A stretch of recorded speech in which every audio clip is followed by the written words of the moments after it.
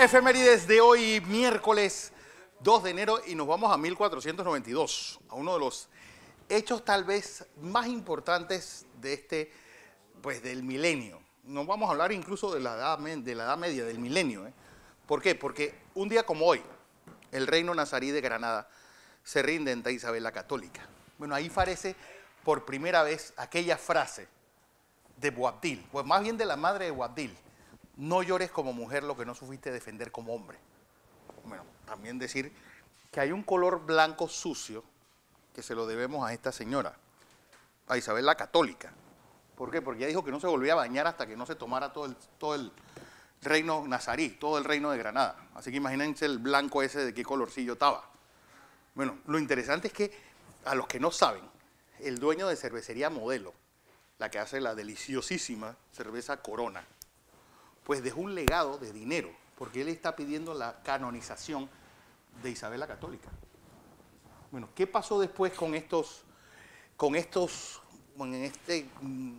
musulmanes, pues, de este reino nazarí, pues, la que crean la cultura mozárabe? Muchos se volvieron al norte de África, muchos se fueron al Medio Oriente, al igual que después viene la expulsión de los judíos. ¿Y qué pasó con eso? Bueno, la radicalización de las tres religiones monoteístas.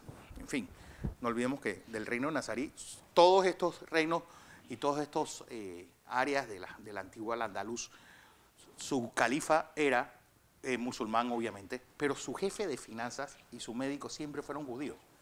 Y bueno, quienes hemos visitado la ciudad de Córdoba, con esa mezquita y esa majestuosidad que hay, era una especie de mezcla entre el Silicon Valley y todas las ciencias modernas que había en toda esa Edad Media. No por gusto, Maimónides es tal vez uno de los grandes pensadores judíos de todos los tiempos, era de ese área. Vamos a 1905, porque ¿cuándo se sabe realmente que el imperio ruso ya es un imperio en decadencia? Un día como hoy. ¿Por qué? Porque Puerto Arturo, Port Arthur, un puerto pues puesto en la península coreana, pues cae en manos de los japoneses, un shock total. Bueno, tal fue el shock, para que ustedes vean cómo los hechos militares a veces terminan siendo movimientos políticos. Debido a esta derrota y lo mal entrenado y lo mal armado que estaba y lo mal pagado que estaba el ejército ruso, todo esto provoca una gran revolución en 1905. Incluso provoca una masacre de personas en Petrogrado, en actual San Petersburgo. Y esto a su vez hace que el zar cree la Duma. Pues cómo se buscan aflojar la presión política, pues creando pues un parlamento, con un rey absoluto que crea un parlamento que fue la siembra del germen de su caída, pues 12 años después. Primero con la llegada de Kerensky y todo el gobierno de transición, y posteriormente con la revolución bolchevique. Hablando de revoluciones, vamos a 1931, porque por primera vez la clase media panameña se hace sentir.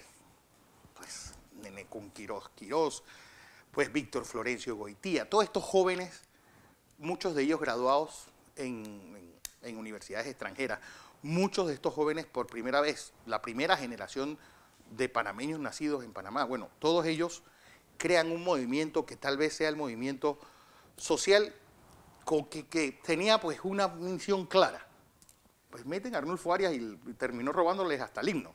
Pues en fin, eso ya es parte de otra historia. Lo interesante de este movimiento es que es un movimiento pues creado al calor, o más bien pues al calor de las fiestas navideñas. Alguien dijo una vez del Bogotazo que era una revolución que se había quedado en las cantinas. Bueno, sobre el movimiento de acción comunal, fue un movimiento que también nace en los cafés, pues de estos grupos de jóvenes que se dan cuenta, uno, que nosotros teníamos tal vez al presidente mejor preparado que ha pasado por la presidencia de la República, Florencio Armódio Arosemena, un hombre, bueno, amigo de Einstein, graduado en la Universidad de Hamburgo de ingeniero, con proyectos en medio mundo, que un zorro viejo como Rodolfo Chiari lo trae a ser presidente como para que le cuide el changarro, mientras él volvía 4 años después. Bueno, ya que recuerden que Keynes decía una vez aquello de que a largo plazo no se planea porque todos estamos muertos. Bueno, toda esa gente que dice, yo es que yo voy a hacer en el 29 porque en el 24 voy a tal... No, a largo plazo y menos en política, que es algo que siempre está en movimiento. Bueno, llega este movimiento Acción Comunal, derroca a Florencio Armódio Arosemena, que el pobre yo creo que no se dio cuenta qué es lo que estaba pasando, porque era un hombre realmente que estaba listo para ser presidente de Noruega, no de Panamá, pero esos son los accidentes que hay en este país. ¿Y qué pasa con ello? Cambia totalmente la historia. Primero que llega pues un intelectual, como lo era Armódio Arias a la presidencia, incluso Ricardo J. Alfaro, miren esos nombres, estuvo como presidente en esa transición, y llegan en un momento en el cual la situación del país era una situación pues grave. No olvidemos que nosotros éramos casi un estado de los Estados Unidos en plena recesión económica y en plena pues crack de 1929, que no había ni siquiera plata para pagarle a los empleados. Bueno, una opereta que termina siendo pues interesante, igual que el Bogotazo. Pues algo pasó que no siguió más allá. La cosa fue que las cosas tuvieron que cambiar para que se mantuvieran igual. Vamos a hablar de otro choque en nuestra historia. 1955. Pues José Antonio Remón Cantera es asesinado en el antiguo hipódromo Juan Franco. ¿De dónde estaba? Pues donde está Galerías Obarrio hoy día, por ahí. El Jockey Club, exactamente donde matan a Remón, estaba por donde está el Minimax, un poco más adelante. Y con él muere, pues, el primer hombre fuerte que tiene nuestra historia. Pues, lo interesante es que un hombre como Juan Antonio Guisado, un pan de Dios, él escribe un libro, cuando lo meten preso, sobre, pues, incluso incluye la autopsia de Remón. Y lo interesante es que este hombre tenía 46 años solamente. Pero el médico dice, bueno, con el hígado que tiene yo no creo que sobreviva muchos años más. Porque el tipo, bueno, su trago favorito, el highball de champaña, champaña con hielo, era lo que él tomaba. Pues un hombre que, bueno, que se echó a 4 presidentes en menos de un año, un hombre que subió a Arnulfo y por ahí mismo lo bajó a punta de balas, el verdadero hombre fuerte. Y sigue la pregunta, ¿quién lo mata? Bueno, esa es la gran incógnita y otra de las grandes incógnitas de nuestra historia. Siempre se ha ido por lo que plantea la doña Gloria Guardia en su libro De Luego al Anochecer, al Amanecer, sobre que Meyer Lansky y estos mafiosos que primero utilizaron Cuba cuando los bota a Estados Unidos y después querían venir a Panamá, es el que puede estar detrás del asesinato de este hombre.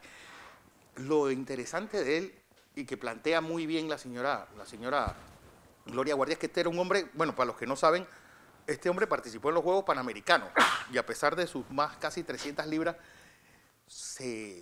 era oficial de caballería, incluso participó en los Juegos Panamericanos en equitación.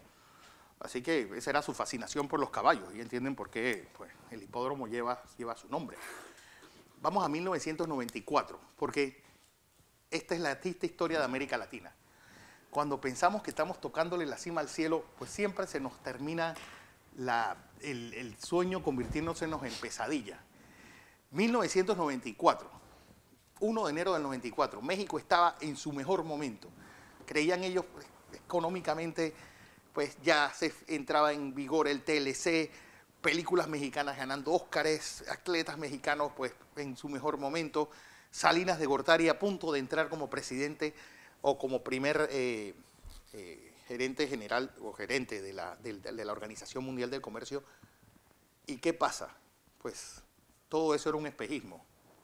En el estado de Chiapas, lugar más pobre de México, pues los campesinos armaron una revolución que sorprende a todo el mundo.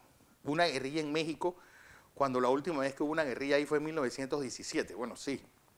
¿Y qué pasa? ¿Cuál era el gran dilema? Y la verdad es que quienes quieran entender cuál era la mente de México en ese momento, pues les recomiendo un libro de Andrés Oppenheimer que se llama La frontera del caos. Pues cómo México termina destartalándose y terminando, bueno, en ese fin de año, pues con Ernesto Zedillo dando manotones con el peso, pues yéndose al traste, y con todo México creado ya en medio de una guerra entre carteles de narcotráfico. Para que ustedes vean que las sogas siempre revientan por lo más delgado, y siempre que uno quiera hacer una reforma, debe empezar por los más pobres hacia los más ricos y no al revés. No olvidemos que ese, imagínense, fue el año en el que Salinas de Gortari reúne a las fortunas más grandes de México y les pide como contribución de campaña 25 millones de dólares a cada uno. Y se para el Tigre Azcárraga y dice, no, 25 no, 50. Para que vean, pues, cómo se hicieron de ricos los ricos y cómo estaban de pobres los pobres. Así es la historia.